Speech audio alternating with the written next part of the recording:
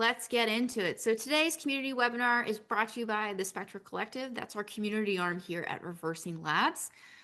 It is brought to you by Secure Software. So that is our free tool that is here for the open source community. So what does this have to do with today's topic? Open source, as we all know and love, there is many fine parts that go into this, and compliance is just one. And where you have many people involved, compliance can get a little hairy, and so can't regulations. So that's why today I'm excited that we have a great panel of experts here with us. So I'm not going to I'm not going to waste the thunder and introduce them, but Russ Ealing, would you like to go first to introduce Sure. yourself, let the folks at home get to know you a little bit better? Sure. Hi, everyone. For those unfamiliar with me, I'm the founder of OSS Consultants. We're a business that's dedicated to helping organizations of all sizes manage their use of open source software. We help organizations with scanning and audit services, producing SBOMs, M&A due diligence audits, as well as building entire open source governance programs.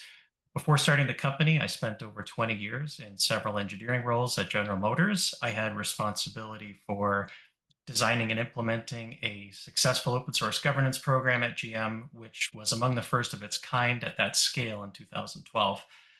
So as the open source compliance officer, I built the open source governance program that was responsible for reviewing all software and every part used in every GM vehicle anywhere in the world. That alone just makes my heart like skip a few beats. Just thinking of all the software that goes into cars nowadays, especially when you think of just how many sensors that have software back to them. So we're talking millions at that point. So that's crazy. And thank you for taking the time to be here with your expertise today, Russ. Yeah, thanks, Katie. Pleasure to be here. Yeah. Faith, would you like to introduce yourself for the folks at home, please? Thank you, Katie, and thank you for inviting me to participate today. My name is Faith Kasparian, and I lead the data protection team at a law firm called Morse in the Boston area. I am also a licensing commercial contracts lawyer. For many years, I represented and still represent software developers and licensors. Thank you so much for being here. I'm so excited that we have someone who is an expert today on the panel who, literally lives, breathes, and works with software and these developers day in, day out, especially from the legal perspective. Ryan, I know you know Faith, but why don't you tell the folks at home a little bit about who you are and why you're here today? Hi, I'm Ryan Perry. I'm also a partner at Morse in the data protection and commercial contracts practice groups. I advise businesses on all stages of the software development life cycle from, how to protect their IP in commercial contracts in their customer agreements, and then how to comply with various data protection laws that apply to their databases.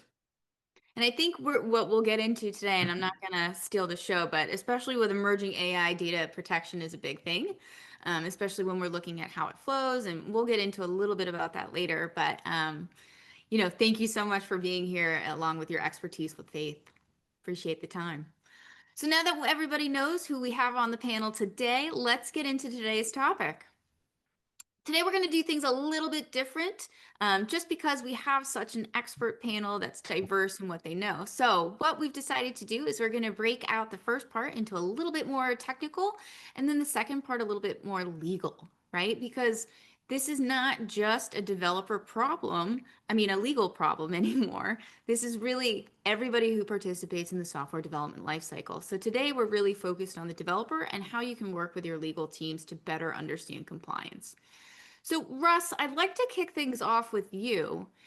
What are the biggest myths that developers have about open source compliance, especially, I feel like a lot of times they're like, oh, it's not my problem, or they only call me when something goes wrong. So if I'm in legal's office, this is horrible. So what would you say, as someone who has stood up this type of organization, thrived with it, what are some of the biggest myths that developers have about this? So open source is free, but I think a myth is that it's free of obligations. So Yeah. even if you're only using permissively licensed open source, you still have obligations in most cases to at least produce copies of licenses and their copyright notices to the end user. Even if you're using non-permissive open source licenses, you typically have additional obligations that have to be carefully managed. So some of those obligations often include source redistribution requirements, which in some cases may impact your IP and your software.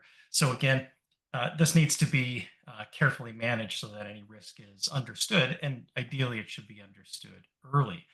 Another myth is that open source, or more specifically, open source licensing is limited only to dependencies instead of also source and snippets of code. So many people think that scanning or analyzing a manifest file on its own is sufficient. So I mean, at best, this typically lists only the direct top-level dependencies a project needs, not the entire sort of nested dependencies or transitive dependencies. So there's a few issues with this. If any license information has been provided for each dependency in a manifest, and that's a big if, it's typically applicable only to the top level dependency. And in many cases, it's wrong. So that's because so much of today's open source has been reused, recycled, recombined with other open source. Most often there's more than one license that applies. Or perhaps the incorrect license was identified in the metadata. So on top of this, then you also have the nested dependencies, transitive dependencies that could each have at least one other license, perhaps different copyright notices as well. Closely related to that, the myth that top-level licensing is the only thing that matters, or the only license that applies. So similar to the last example, you may see a project is under a big permissive license like Apache 2.0, but the project uses lots of other open source that has other license types, other copyright notices, and other licensing obligations beyond those that are required for just Apache 2.0. I'm sure we'll get into AI, but I'll just quickly say that another myth is that using AI generated code doesn't have any copyright or license compliance obligations. So I'm sure we'll get into that. You asked about these developer myths, though, in the context of when things go wrong. So things can go wrong anytime during development. It gets more difficult when software is released or is close to release, because it's typically more difficult to remediate at that point. So there can be a mad scramble to remove and replace open source that has problematic licenses, which usually takes time since the product still has to actually work and be tested, minor details. Closely related to this is the presence of unlicensed or inadequately licensed software, including commercial software. So we'll often find software that specifically says not for commercial use or academic use only, which is clearly a problem if you're a commercial entity. Another inopportune time would be to find these during an M&A scan or audit. Ideally, you'd want to see this during a pre-M&A scan or audit if we happen to be working for the target company. Yeah. That's a lot to think about all at one time. And then, what I think is crazy is you're trying to keep all these rules straight, like of what licenses, what package does it go into, what project is a part of, what supersedes what. So those are just, day in, day out, like licensing obligations, right? But what about regulations? So there's things like, the EU Cyber Resilience Act, Executive 14028 we have here in the US that are kind of reshaping that day-to-day development work, including OSPO, and how they're guiding teams. How is that working out? What level is that another layer of complication that adds to an OSPO's job or developers' jobs when they are looking at these different components and trying to figure out compliance issues? Yeah, it's certainly adding a lot more focus. So all of our clients globally, they've been impacted by at least one of these, as well as other regulations. And they've asked us to support some level of SBOM activity, depending on what their requirements might be for their industries or from their customers. At a high level, the U.S. Executive Order 14028 calls for SBOMs to be delivered for any software provided to the US federal government. On top of that, there's also specific regulations in the healthcare and automotive industries, as well as others, Yeah. that also require SBOMs. EU's Cyber Resilience Act imposes cybersecurity standards and requires developers to provide SBOMs for products with digital components. Yeah. So companies that are using open source have to ensure any of their software products that have digital elements comply with these new frameworks and requirements, and they have to provide transparent information about the open source components used. So this applies not just to companies in the EU, but also to any company providing software products with digital elements to the EU. So regardless of where they're based or where the software was developed. So this concept of knowing what open source you're using is really reshaping this day-to-day development and related work, with the increased focus of not just producing an SBOM, but making sure that the SBOM is comprehensive and accurate for its purpose. Now, how is AI complicating compliance? Because we alluded to it earlier, so let's dive into that. That's another layer of, just kind of complicating compliance here. Sure. So, I mean, when it comes to AI generated code, we should definitely be thinking about what was generated and how any open source may have been used in that generation, whether as dependencies, source, or even as snippets of code. Um, as I mentioned earlier, there are license obligations, license compliance obligations for almost every use of open source. So that said, managing license compliance with AI generated code it's newish ground, and then it has challenges that aren't really being fully considered yet by some organizations. There's a traceability aspect. So even when prompted to include license compliance, AI generated code often lacks clear provenance, which can also result in incomplete notices and attributions, as well as other license violations and security vulnerabilities. Most AI solutions for developers don't currently disclose information about the origins and licenses of the source code that they produce as an output, though there are a couple that provide at least some information. From a practical perspective, and this is one of the more common things that my audit team is seeing these days. If you look at the average volume of source that we're scanning these days, we're seeing far more use of open source than in past years. But we're also seeing fewer of the required license attributions, or without the full licensing picture. Again, mainly just top level, if at all, and hopefully it's correct. But just interesting shift with the advent of AI generated. Yeah, I mean, that's definitely interesting data right there. Why do you think there is that shift? Well, so if it's AI generated code, a lot of it's being used. Yeah. The provenance isn't there, like I mentioned earlier, so they don't really know where it came from or what other licenses might apply. So, I mean, it just puts in whatever it was trained on, which typically is incomplete. So we're seeing more volume from the AI generation, but less comprehensive on the license compliance front. That's an interesting one. I mean, I feel like Ryan and Faith, I might ask you a little bit more about that later and how, that works out, because that's an interesting one that I honestly wasn't expecting. Interesting. So what practical steps can organizations, take early in their software development lifecycle to bake in these compliance standards by default? What principles should they be looking at to kind of guide them on this journey, so that way when there is an audit, it's not like a fire drill, someone's crying or worried about being fired. You know what I mean? It's kind of like okay, like we know we have to do this and let's move on. Yeah. So, I mean, I think, as I mentioned earlier, we're seeing this huge rise, right? This exponential rise in the number of dependencies and transitive dependencies. So it's just not practical anymore to just tell a developer to keep their eye out for potentially problematic licenses. There's just too much. But I mean, it's better than nothing. So developers should certainly be aware of what they're using where possible. But the reality is, with every release, someone somewhere is making decisions about the license compliance, coming from your use of open source. So you're either fully complying, partially complying. Yeah. So, for example, like just top level information, or not complying at all. So, from a risk perspective, it makes way more sense to know what you're shipping, so that you're at least informed of the potential risks.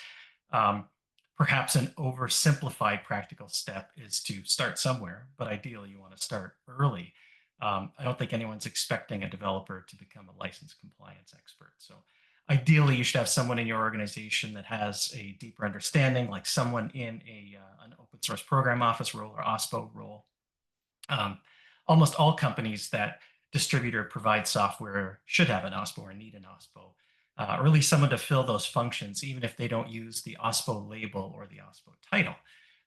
So this can absolutely be a team of one, or even a part-time person. Outsourcing the function is also an option. We offer a service to either become your OSPO or provide temporary expertise to help get you started. Um, Other basics are to establish a formal open source strategy, develop an open source policy, and also a process for managing the open source you use. Um, Staying informed of what's happening in this space is another really simple, practical step. Again, a fairly simple one. You can follow us, follow OSS Consultants on LinkedIn. Several times a week, we post tips, industry news, and practical guidance on how you can better manage your use of open source. So that includes SBOMs, license compliance, as well as supply chain security.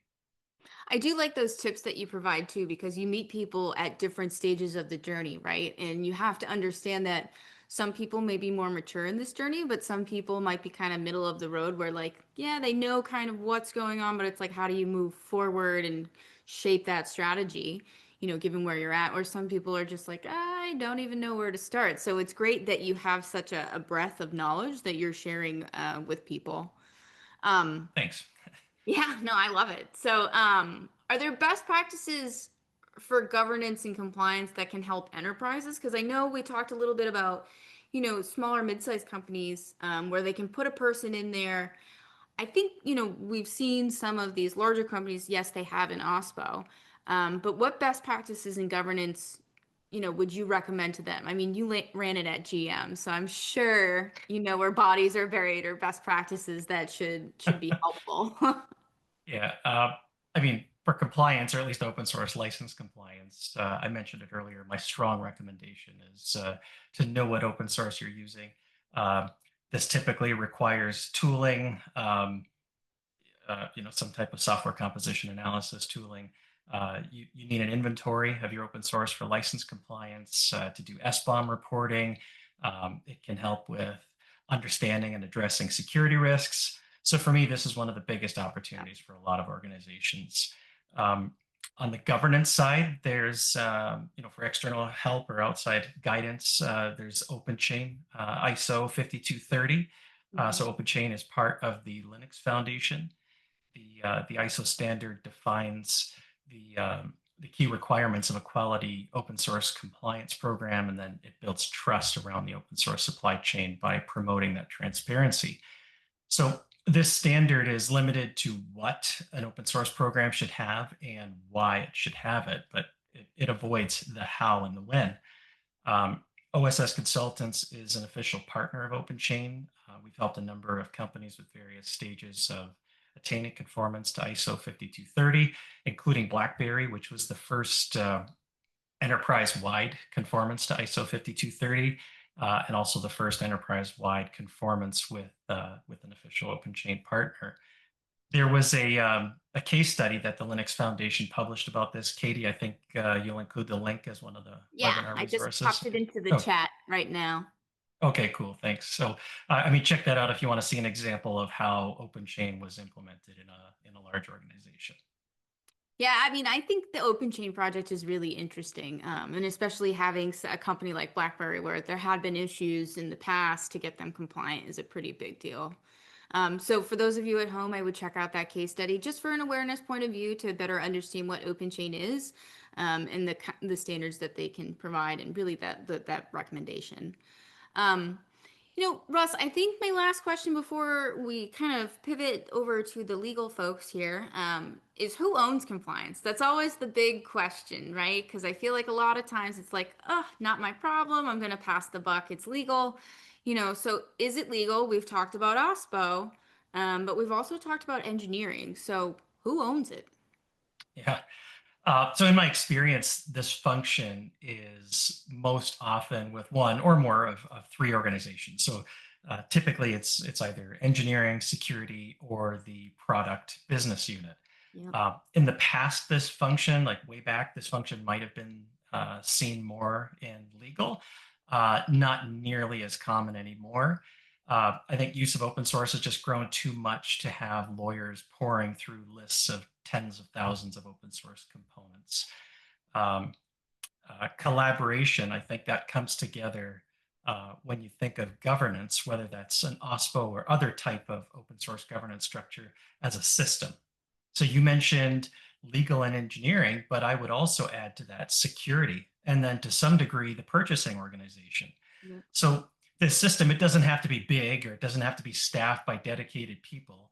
They all work together, but it has to be orchestrated. We do that with process, which provides the policy as its guardrails. But as Katie mentioned earlier, if you're not sure where to start with a process or policy or anything that I've discussed today, please feel free to reach out anytime. I'd be happy to help clarify anything or get you pointed in the right direction.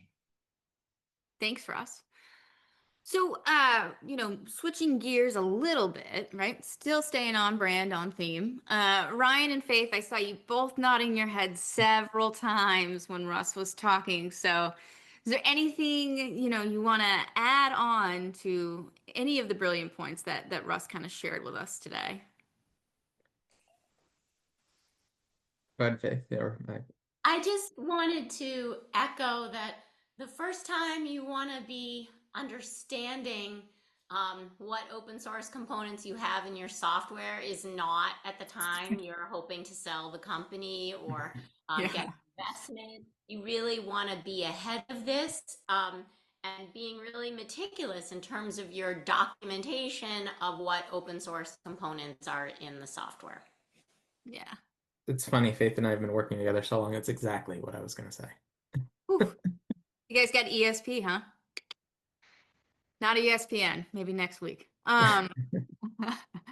So, all right. So, from a legal perspective, what's the most serious compliance mistake you've seen in code bases, whether it's related to license infringement, risk allocation between, license source and licensees, or maybe a viral license terms that's quietly spread through the code? And we might need you to explain some of these terms for those at home too, as we kind of go through this. So, Yeah. Ryan, could you help me out with this?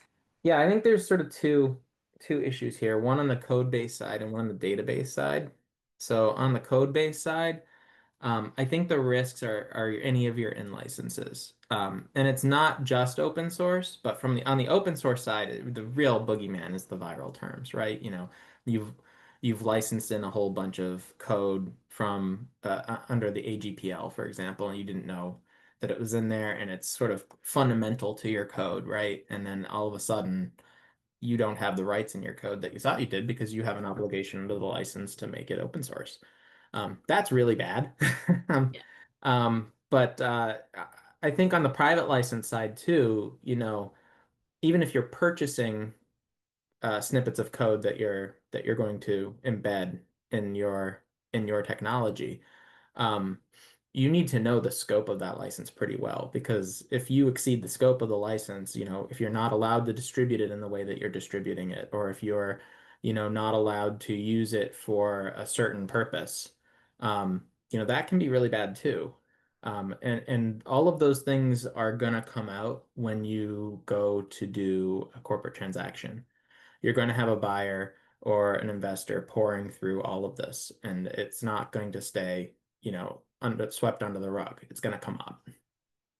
On the database side, I think the biggest risk is, you have a whole bunch of data that you want to train an AI model with or something, and it turns out that data has not been properly anonymized. and it's identifiable. And not only is it identifiable, it's regulated.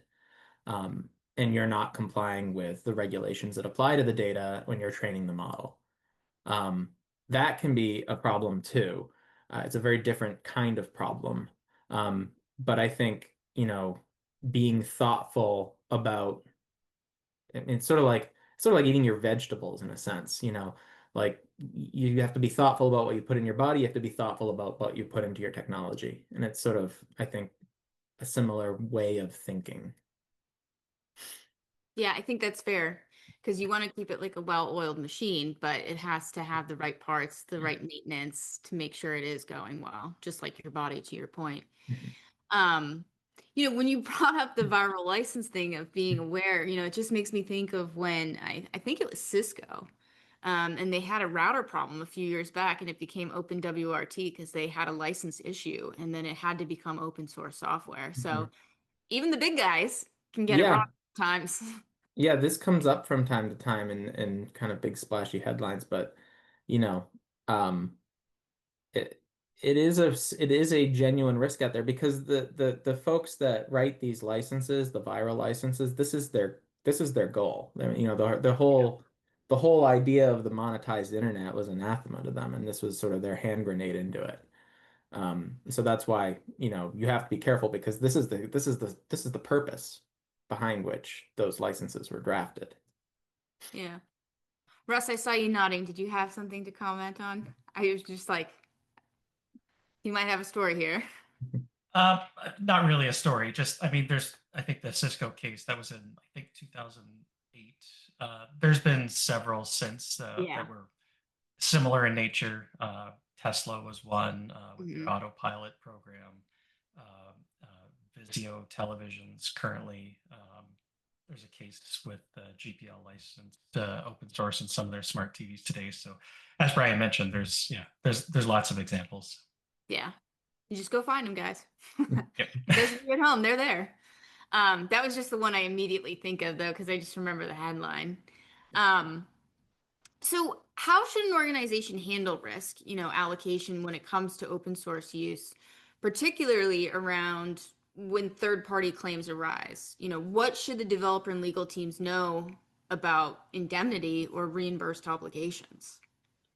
So the idea here is developer creates some type of software for a customer. That software incorporates some open source software.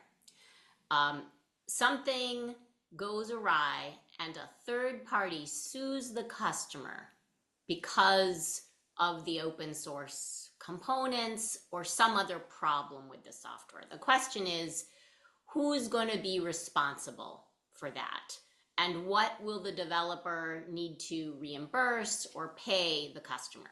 So when I'm representing the software developer, my first kind of position is with respect to open source software to identify what open source components are used, and then ideally have the customer be responsible for directly entering into the terms of the relevant license. When I shared this response with Ryan, he thought, wow, you're a great negotiator. I don't know that I could get that. So Ryan, do you want to say what your fallback position would be if you can't achieve that, Yeah. taking the risk onto the customer approach? Yeah, I mean, I think at the end of the day, the customer's going to say, "You're the developer. You're writing this for us. We're buying a product from you. You need to be responsible for what you're building for us." And in that situation, I think diligence is your best defense. You need to know very well what what you're putting into the code that you're providing to the customer, and make sure that the licenses that you are leveraging don't uh, contain viral terms or things of that nature. I think, from the compliance side, like the obligation to comply with the software licenses that do apply, once you furnish that to the customer as the developer, that's reasonable that the customer should be on the hook to comply with the license terms.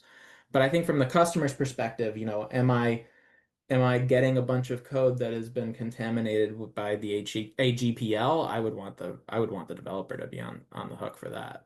if Yeah. I were the customer. I don't know. What do you at home on the line think? Should it be? Should it be the, developer customer on the hook? Let us know in the chat. So, carrying on with this, I like that we have two different answers because sometimes, to Ryan's point, you can't always be that great of a negotiator or you just can't get that, right? That is able to do.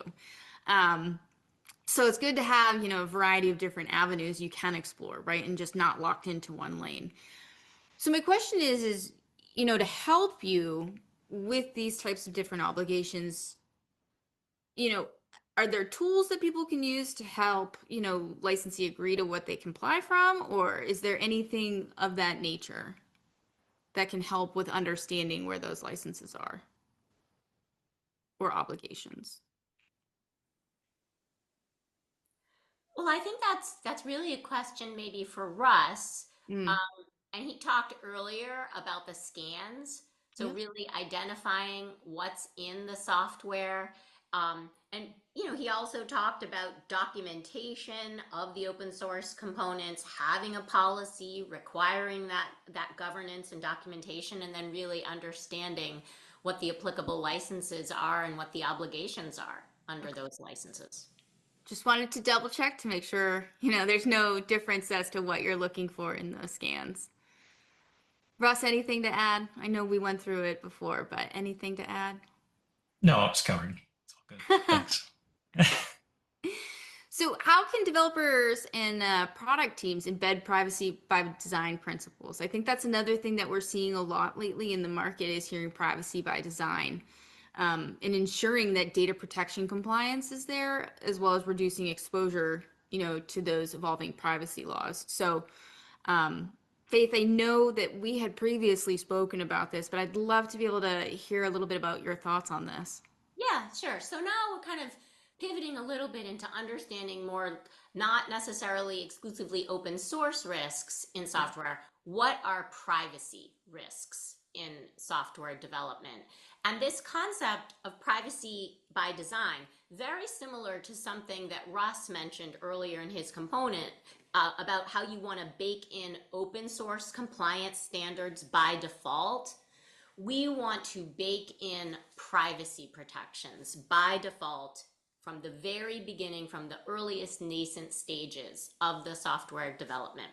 So this was a term, privacy by design, Yeah. coined by Anne Kavukian. Now, she is another Armenian woman privacy attorney like me. She was the head of Canada's information and privacy supervisory authority. She was a commissioner and she coined this phrase in the 90s. So the idea is you don't think about privacy after the fact. It's a default setting built in from the ground up. This concept has actually been reflected in certain laws. The European Comprehensive Data Protection Regulation, the GDPR reflects it. Canada's PIPEDA, their overarching privacy legislation reflects it. And it's definitely a best practice. So under this privacy by design philosophy, you build in privacy to the technology, in the design, the operation management of the information technology systems, processes, and practices, and in the technical design. And what does that mean? Yeah. So there are certain concepts called fair information practices. And you want to consider those fair information practices in the design of your technology. Those practices are transparency, making sure you have appropriate notices to individuals about what data may be collected, individual participation, giving folks some kind of choice about what data will or won't be collected from them and transferred, let's say, to the licensor. And you want to set the privacy choice by default in a way that's more privacy protective. So automatically maybe turned off for sending the data to the licensor unless the user expressly checks it to have it be sent. purpose specification. So articulating what are the purposes for which you're collecting the data and not collecting the data for other purposes. Data minimization, collecting only what you need consistent with that purpose.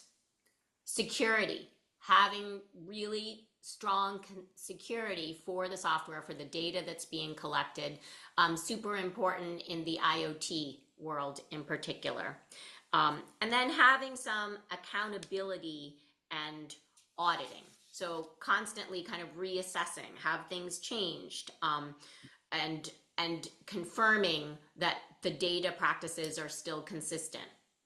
So by the idea is that by emphasizing data protection and data minimization, starting from the kind of earliest phases, that you're going to reduce exposure and overall risk, rather than thinking of privacy as something you add on kind of at the end. And how do you, I think you had also kind of queried at one point, how might a developer work with a legal team to kind of facilitate this? So get the legal team involved early and start discussing these fair information practices with respect to the software. Maybe they need to do a data protection impact assessment to really understand, is the developer, is the product or technology collecting no more data than is necessary? And you want to make sure to educate your legal team. Let them know the facts. What data is being collected? How is it being used? Who are the third parties with whom the data is being shared? Because your legal team or privacy consultant, they can't support you if they don't have all the information. But idea is, by considering privacy by design, you're going to reduce overall risk. You know, one idea on that too, schedule a half hour with your lawyers and give them a demo of the product. That will be the best half hour you've ever spent with your lawyers. Because whenever I get a demo of my clients' products and I really understand how the product works, I can, represent them so much better. I love that because you're creating a true business partnership there, right? Like it's not just, they're shoving it over the wall and hoping legal understands. It's really a true partnership where legal is educating them on, what the laws are and regulations are, but then they're also educating the legal team as to like, this is how the product works. This is how data is collected. This is where it goes. So you're able to really educate both of each other and have that mutual impact together. So I really like that approach. Also, I'm a big fan of privacy by design and just having that as like a first thing. And Faith, to your point, it's not an add-on, right? It shouldn't be bolted on later, just like compliance shouldn't be, like Russ was talking about. It's not Frankenstein. You're not adding it on later. You need to have it thought of when it's being baked. So I just really liked how you laid that out. So thank you. Um, you know, Under EU law, we've talked a little bit about privacy by design, and Ryan, we've talked a little bit about data. Under EU law, how should teams be navigating, the data localization obligations and safeguard that transferring? So Russ had talked about transferring of those digital goods earlier, and it doesn't matter where they're made, if they're going to the EU, right? Like there's a transfer of goods going on there and you're subject to it. So can you just walk me through how people should be navigating and really safeguarding that transfer?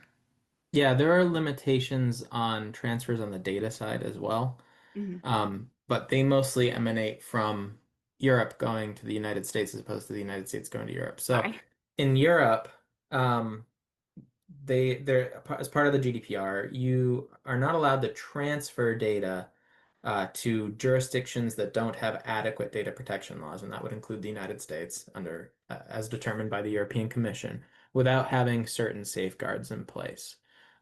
Before we get to the safeguards, just want to give a heads up. A transfer is very broad. I find a lot of software developers say, oh, well, we're hosting everything in Germany, so there's no transfer. But then they're accessing all of the data from the United States. If you're able to render identifiable data from Europe on a screen in the United States, that's a transfer. Hmm. So, so if there is a transfer, how do you deal with that?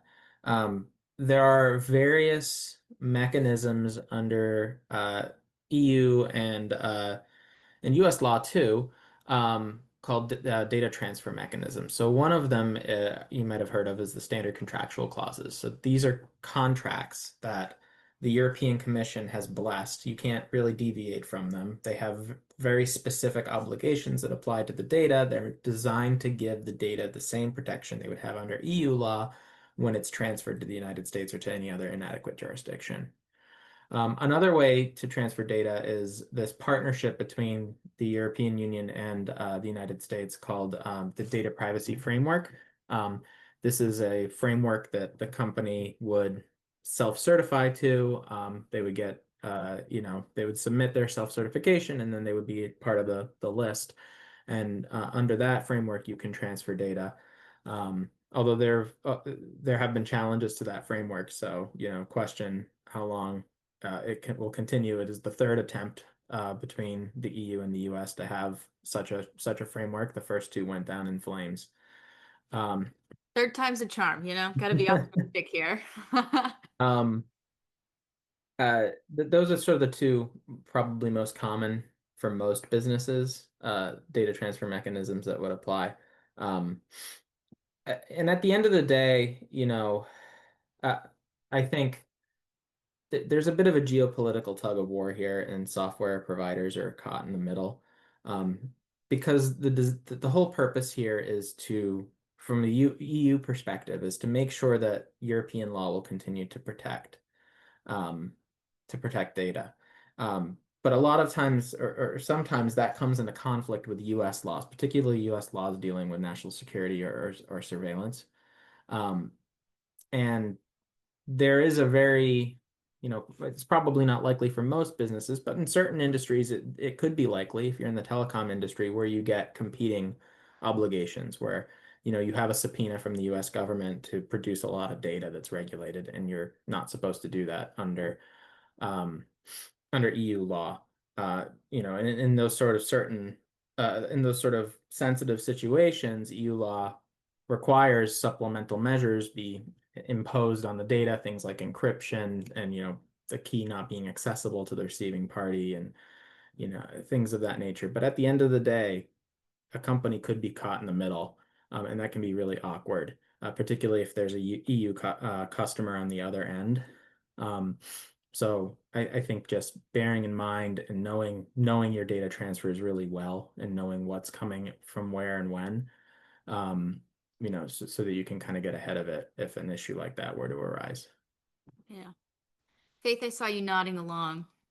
Yeah, and I just wanted to chime in. So, that's a sort of explanation of the transfer of data, from EU to US or other jurisdictions that aren't considered adequate.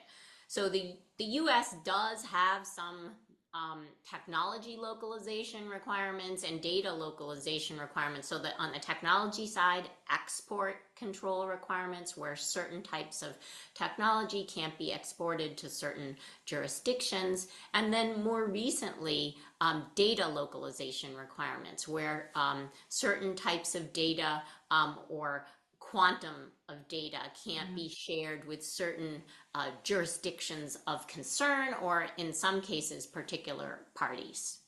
So Yeah. I think that Ryan's point, the best thing that you can do is understand ahead where's the data going to be going with respect to the software, based on where the licensees are or customers or what have you. And then you'll need to discuss with your legal team what obligations attach to the various types of data flows and transfers. Great answer. So we've talked a bit about, from the legal perspective, serious compliance mistakes you can make, how you should handle that risk allocation, what does privacy by design looks like, and what that data transfer looks like.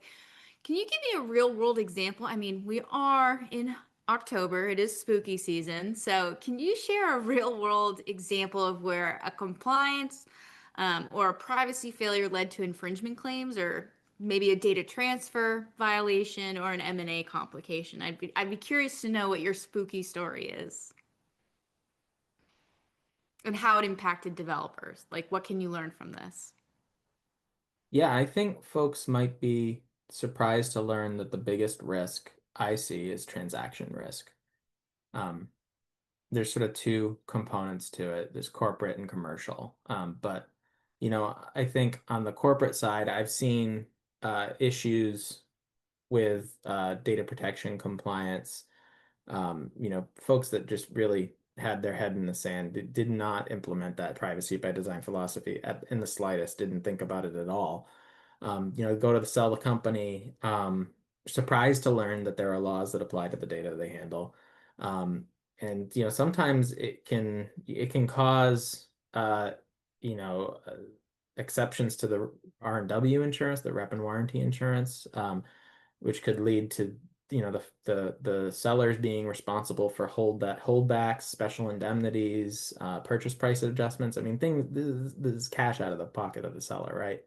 Um, or worse, if it's really bad, if it's really fundamental to the company, and this is really an issue that could come up on the IP side, where if you want to talk about the code base and the in-license risk we talk about, if there's viral terms that infect the code to an extent that it can't really be mitigated, or if there's potential infringement, that can even risk the deal entirely.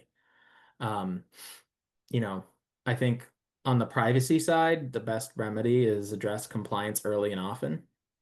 On the code base side, it's probably similar, and you want to get ahead of your buyer's Black Duck review. You don't want to be receiving the Black Duck report from your buyer and with a question, what's going on here, and not have an answer.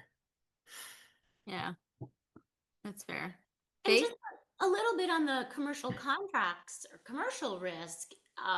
If you haven't been attentive to certain data protection issues, um, especially if you're selling into large enterprise, if it's a B2B model, the large enterprise is going to start asking questions. And you really don't want to be confronting those questions in your first big negotiation. And it signals a lack of sophistication. It doesn't inspire confidence. And you're going to need to get your house in order, so that that large enterprise can do business with you, because their compliance is at risk if you can't comply with certain laws that attach to the data that may be processed by the software that you're developing. Just another kind of real world example, not maybe as likely, but there is regulatory risk. I mean, we've talked about transaction risk, both from, selling the company or the commercial side.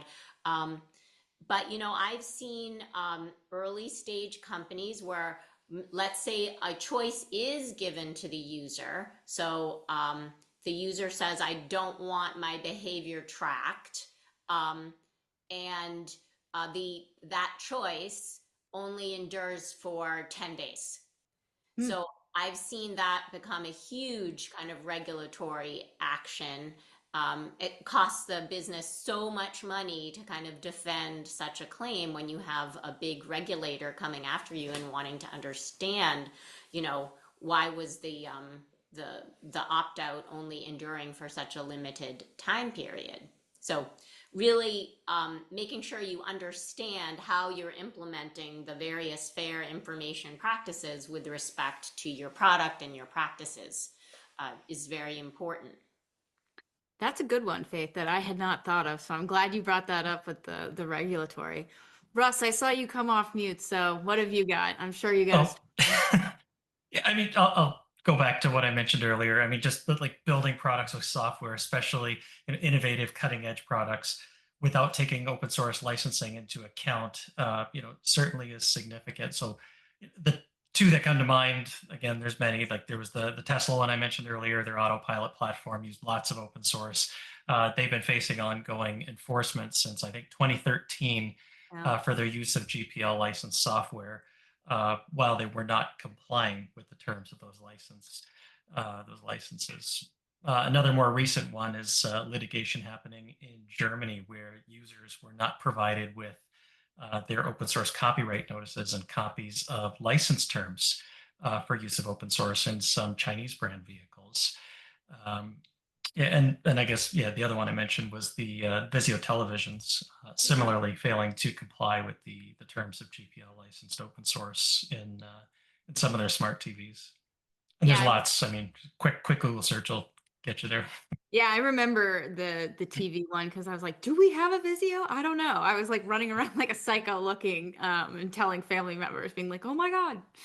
So that was a memorable one. For those of you at home, we do have our experts on. We've hit about the last 9 minutes, so if you have questions, please pop them into the Q&A. We'd be happy to answer them. While we wait for some questions to come in, I kind of do have two final bonus questions. So hopefully we're up for it. I think looking ahead, there's a lot of trends, right? We're seeing, with AI, different data, you know, what upcoming trends in open source and privacy regulation, like the EU data localization that Ryan had talked about and the mandates evolving in the US, what should developers and organizations be prepared for, do you think, in moving forward? Yeah, I think AI regulation is going to continue to proliferate. So there's a number of uh, U.S. state laws that are scheduled to come online in the next year. The most significant, I think, is the Colorado AI Act. That law, the implementation deadline has been delayed, but it has been set for kind of middle of 2026. Um, California has regs that are forthcoming. But then there's the sort of looming giant. It's always the EU at the forefront of innovation of Yeah. law and technology, the EU AI Act. That is a very comprehensive law. Um, but at the end of the day, these laws sort of focus on the same sorts of things, the same sorts of AI algorithms. And these are AI models that are involved in high risk decision making, material to a person's life. Things like, do you get a job? Do you go to get an education? Do you get um, credit extended, those sorts of material decisions being made by AI algorithms with limited human oversight. Those sorts of things are red flags, and there's going to be, I think this is a situation, laws typically reactive to technology. I think this is a situation where laws trying to get a little bit of ahead of this before it becomes a big issue. But really trying to limit the uh, ability for businesses to delegate such material decision making to computers without human oversight. Yeah. And I guess something that businesses can do to kind of prepare for more regulation in this space is um, to consider those fair information practices that I mentioned earlier with respect to the AI. So, and also kind of knowing what data would be used. So if it's data about people, have you given those folks a notice? Maybe have you obtained a consent? Do you know what the result is of the algorithm? Is it something that's going to be high risk? Have you given folks choice? And then if it's customer data, so you're a developer, you create something, the customer's data is going to be used to train your algorithm. I'm seeing more customers that are requiring disclosure of whether their data is going to be used to train algorithms and getting a consent from or required consent from the customer.